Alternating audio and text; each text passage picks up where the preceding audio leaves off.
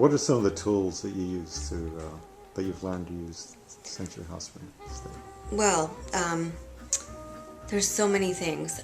Well, first the wheelchair. Mm-hmm. At first I used the sip and puff. That was like crazy to learn.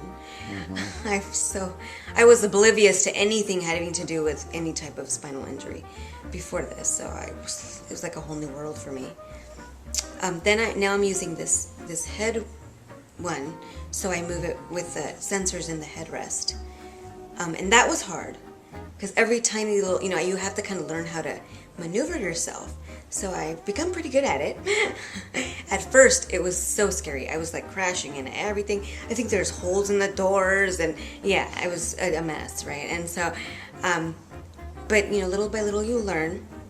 I've also learned how to use my voice command program on my laptop. Okay. Thank God for that. How does that work?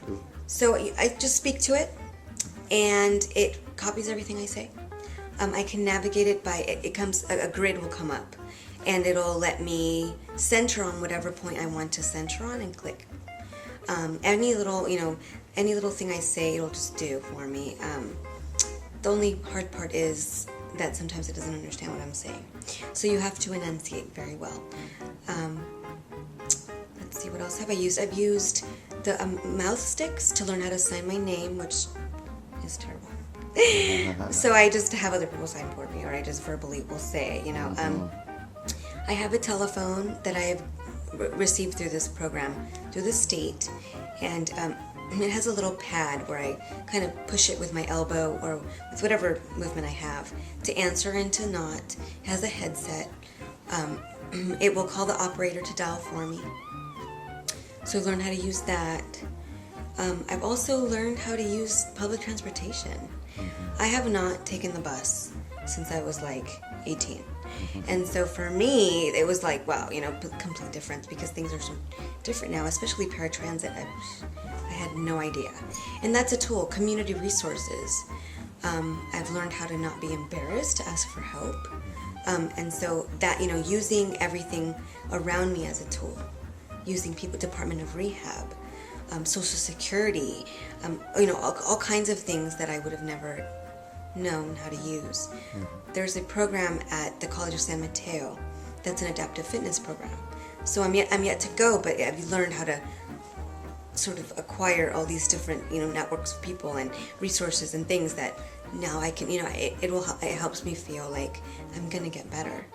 I've also learned how to just the advocacy, and how to advocate for myself and how to direct my care and how to be confident enough to do that. I guess mentally too, just interviewing people. I have my caregiver and she's wonderful. I'm very lucky because I got really lucky with her.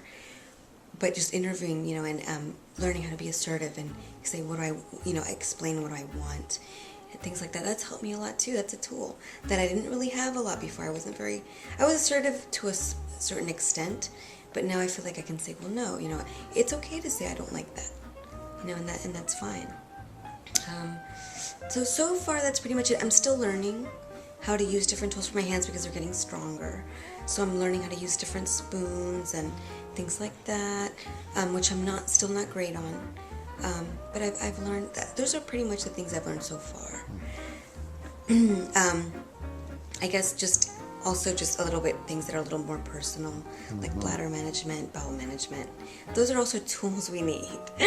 So, I've learned how to use my suprapubic tube and things like that, how to take care of myself, what it means to have it.